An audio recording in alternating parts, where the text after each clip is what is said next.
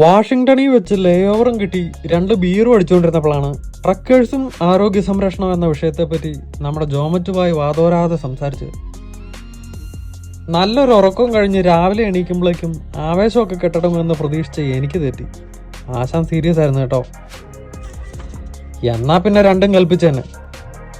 Load കയറ്റാൻ വണ്ടിയും backup വിട്ട് ഡമ്പല്ലും എടുത്ത് നേരെ ഗോതയിലേക്ക്.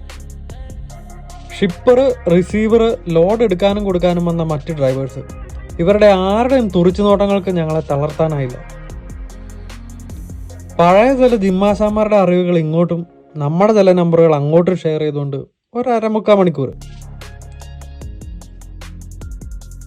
എത്ര നാളത്തേക്കാണോ എന്തോ.